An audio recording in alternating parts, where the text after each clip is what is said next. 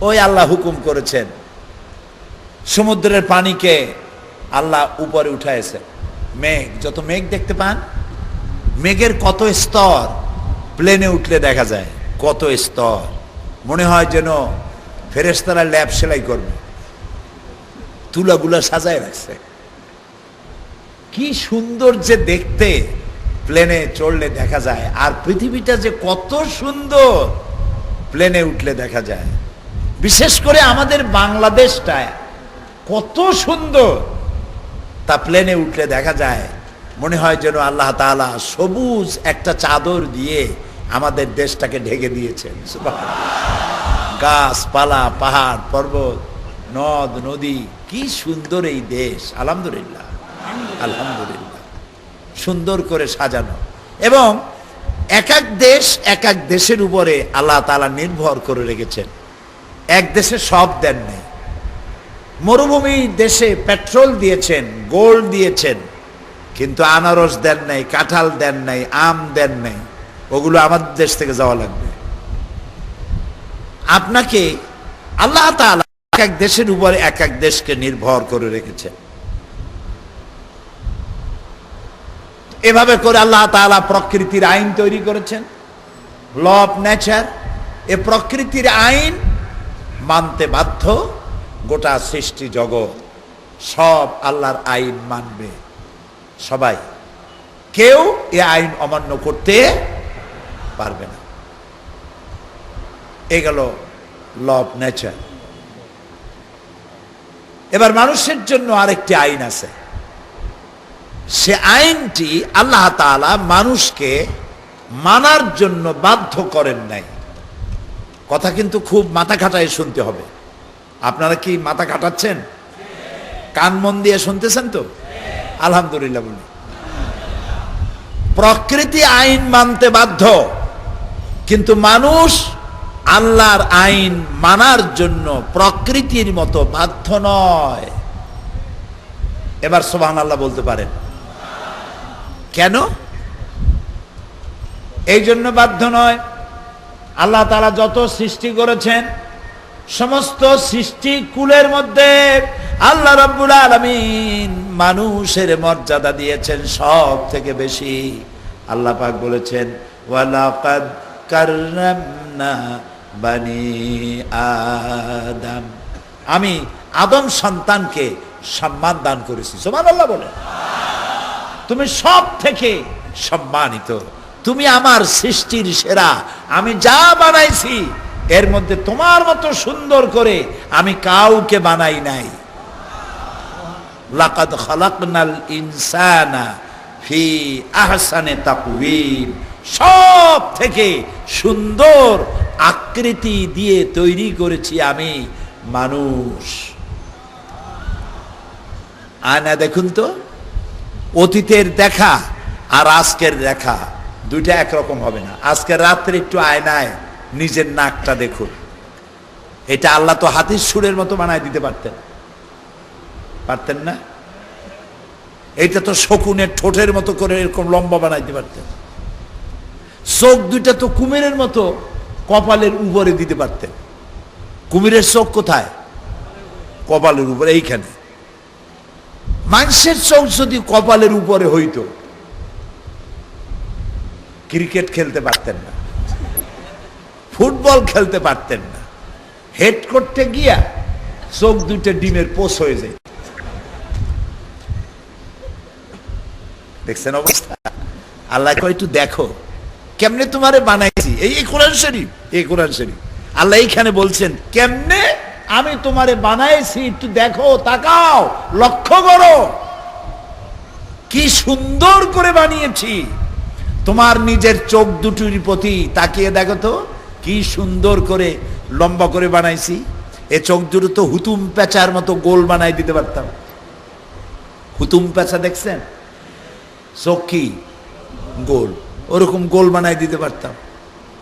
এই চোখ দুটোকে পটল চেরা আঁখি, একজনের চোখ দেখে আরেকজন পাগল হয়ে যায়, এত সুন্দর চোখ।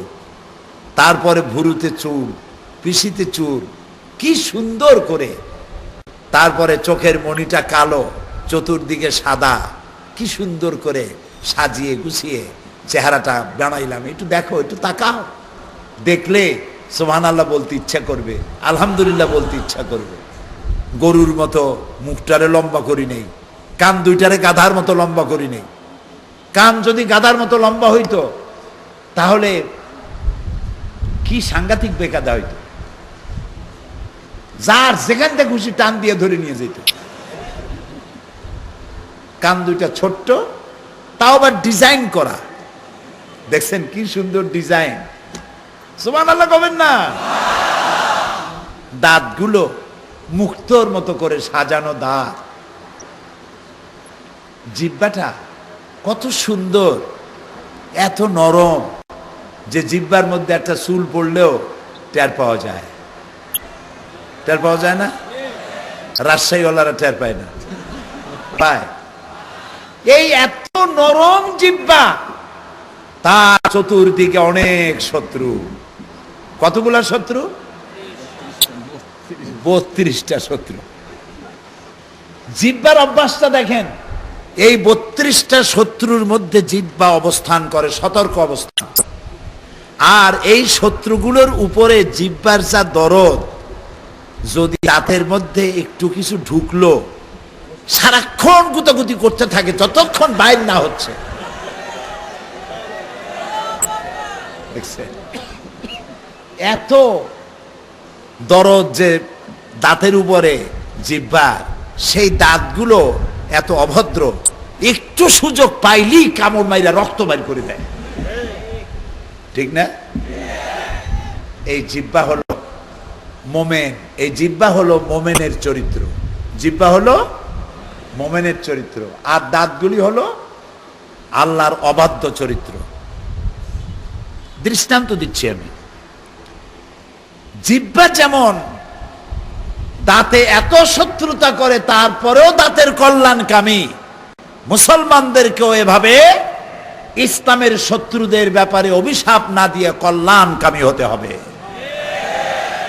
এবং তাদের জন্য দোয়া করতে হবে, তাদেরকে পথে আনার জন্য চেষ্টা করতে হবে, 1000 বার, একবার দুইবার না, সারা জীবন। জিহ্বা এত নরম করলেন কেন আল্লাহ? এই জন্য যাতে করে আপনি নরম কথা বলেন, নরম নরম কথা বলবেন। ওয়াকুলু লিন্নাসি হুসনা, আল্লাহ বলছেন মানুষের সাথে সুন্দর সুন্দর কথা কও, মিষ্টি করে কথা বলো। সুবহানাল্লাহ। রাসূলুল্লাহ বলেছেন হাসি মুখে কথা বলো। হাসি মুখে কথা বললে একটা সাদকা দেওয়ার মতো সমান সওয়াব হয়ে যায়। রাজশাহীতে একটা ছাগলের দাম কত? মুরগি দিয়ে তো সদকা হয় না, মুরগি দিয়ে সদকা হয়? একটা কমসে কম ছাগল লাগবে। একটা ছাগলের দাম কত? 3000, মিনিমাম 2.5 থেকে 3000 টাকা। তো 2500 3000 টাকা খরচ করলে একটা সদকা দিয়ে যে সওয়াব হবে, আল্লাহর এক বান্দার সাথে একটু হাসি মুখে কথা বললে রাসূলুল্লাহ বলছেন ওই সওয়াব আমলনামায় লেখা যাবে। সুতরাং মানুষের সঙ্গে সদ্ব্যবহার করো, ভালোভাবে কথা বলো, মিষ্টি কথা বলো।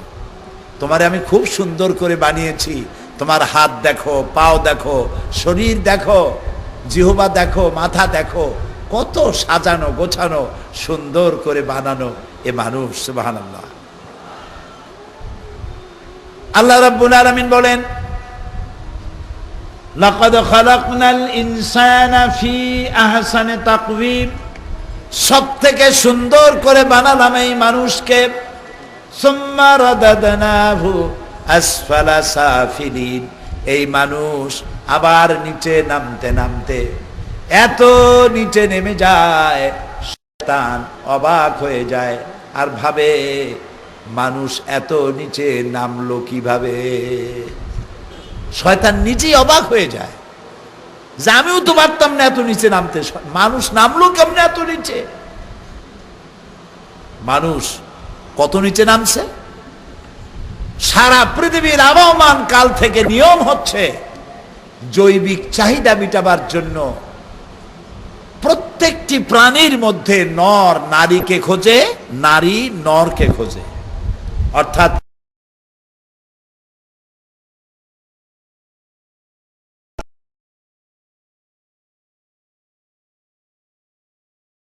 স্ত্রী জাতীয় প্রাণী পুরুষ জাতীয় প্রাণী খোঁজে, পুরুষ জাতীয় প্রাণী স্ত্রী জাতীয় জীব বা প্রাণী খোঁজে। এটাই নেচার, এটাই প্রকৃতি, এটাই আবহমান কাল থেকে নিয়ম। ঠিক কিনা? ঠিক কিনা? এই মানুষ নিচে নামতে নামতে এত নিচে নামলো যে পৃথিবীর কোন কোন দেশে পুরুষে পুরুষে এখন বিয়ে হচ্ছে। নাম জানেন? America, Britain. তারা তাদের দেশের পার্লামেন্টে আইন পাস করেছে। এটা কোনো মৌখিক নয়, তারা পার্লামেন্টে, হোয়াইট হাউসে এবং ওয়েস্টমিনিস্টারে তারা আইন পাস করেছে পুরুষ পুরুষকে বিয়ে করতে পারবে, মেয়ে লোক মেয়ে লোককে বিয়ে করতে পারবে। জোরে বলেন। হ্যাঁ, নাউজুবিল্লাহ। ঘৃণার সাথে না কইলে তো বেকায়দা। বলে নাউজুবিল্লাহ। এগুলি আমি চোখে দেখেছি, আন্দাজে কথা বলি না। এক পুরুষ আর এক পুরুষকে বিয়ে করলো, তার নাকে দুল পরাইলো, ফুল টুল পরাইলো,